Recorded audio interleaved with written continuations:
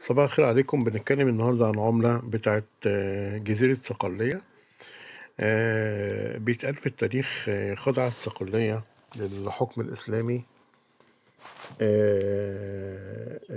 الأغالب، ثم الفاطميين اللي هاجروا من قرطاج إلى القاهرة، وعينوا بني كلب لإمارة صقلية، اسمهم بني كلب.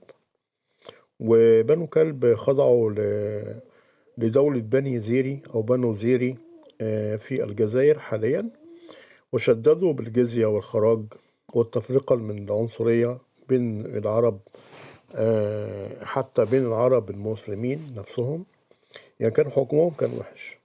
ولسوء حظ بني زيري إن النورمانديين اللي في صقلية كانوا في القدس وكانوا عايدين لفرنسا، فمروا على صقلية وتصدوا لبنو زيري بمساعدة أهل صقلية وأسقطوها يعني، وأسسوا مملكة جديدة اسمها مملكة النورمانديين.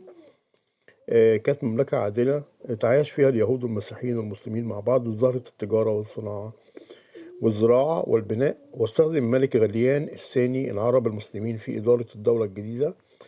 وكعادة المسكوكات، باعتبار إن هي شاهد في التاريخ، ضربت المملكة الجديدة اللي هي النورماندية دي النقود بكل المعادن وباللغتين اللاتينية والعربية. الفلس اللي بنقدمه النهاردة ده فلس نورماندي عربي ضرب في ميسينيا أو ميسينا باسم ويليام الثاني.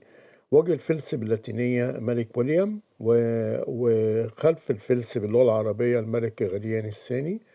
النقود النورماندية بصفة عامة شحيحة وقليلة ومطلوبة. الوزن بتاعه 2 جرام و3 من عشرة، حجم 17 ملي.